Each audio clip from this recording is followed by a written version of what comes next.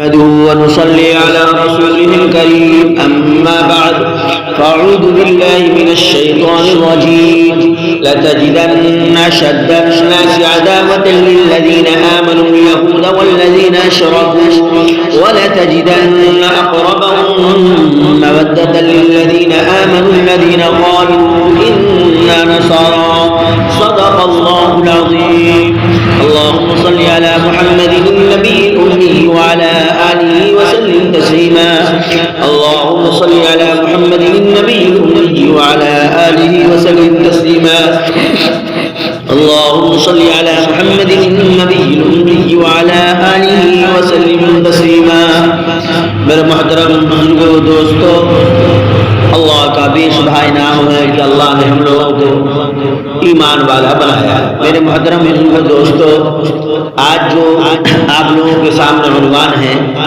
وہ ہے حب جاہ اور اس کے نقصانات۔ اللہ ہم سب کو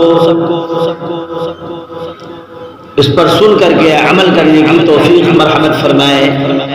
میرے محترم بزرگوں دوستو، حب جاہ کہتے ہیں دوسروں سے اپنی تعظیم کا خواہش مند، حب جاہ کہلاتا ہے۔ آج کے اس گفتگو دور میں یہ بیماری عوام ہمارے اکثر خاص لوگوں میں پیدا ہوتا جا رہا ہے۔ اپنی راگ الاپتے خود کو خدا جانے کیا سے کیا سمجھنے لگتے ہیں۔ یہ بڑے جو اپنے آپ میں شخصیت میں آ گئے تو بجائے شکر کے رجب آ گیا۔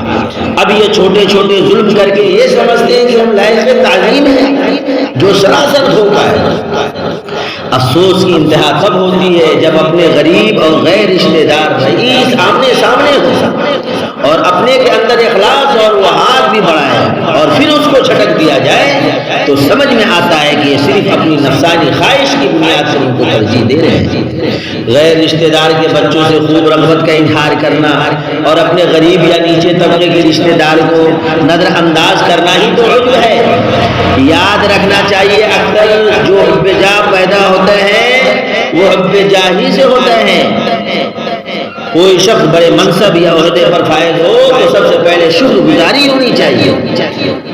ایسا نہ ہو کہ رات میں جو ہے آنکھ لال کر لے، خوب جو ہے اللہ پڑھے اور دن میں سب کو بتاتا پھرے۔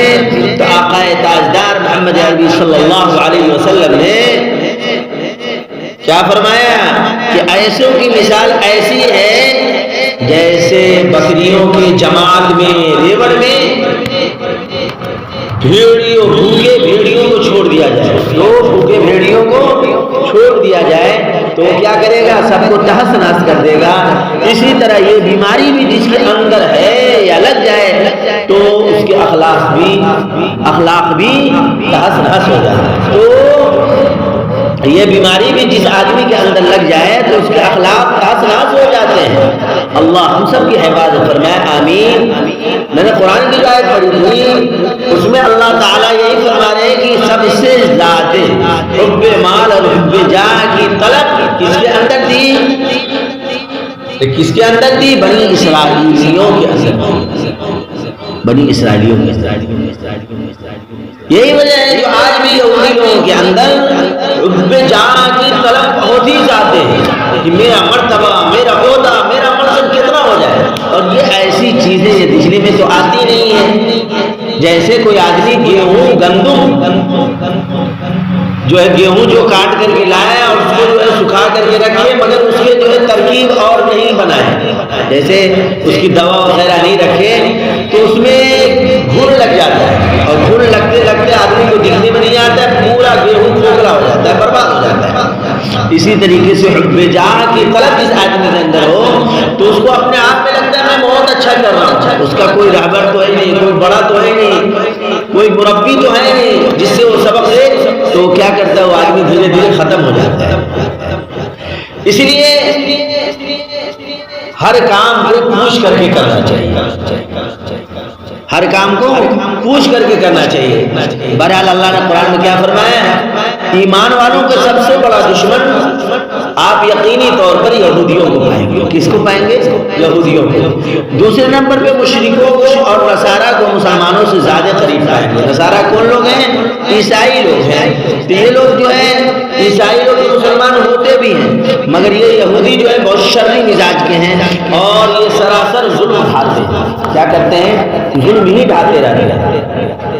تو اللہ ہم سب کو حب جاہ سے جو ہے جو اس کی بیماریاں ہیں اللہ ہم سب سے حفاظت فرمائے.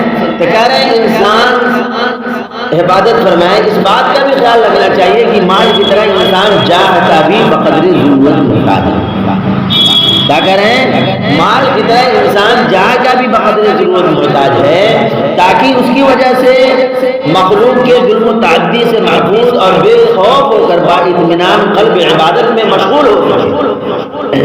جیسا کہ حدیث میں موجود ہے اللہم اجعل فی عینی صغیرا وفی اعین الناس کبیرا، یعنی اے اللہ مجھے اپنی نگاہوں میں چھوٹا بنا دیجئے اور دوسروں کی نگاہوں میں بڑا بنا دیجئے. اللہ ہم سب کو حب جاہ جیسی ملک تمام بیماریوں سے تا حیات محفوظ فرمائے. آمین. جزا اللہ علی محمد صلی اللہ علیہ وسلم.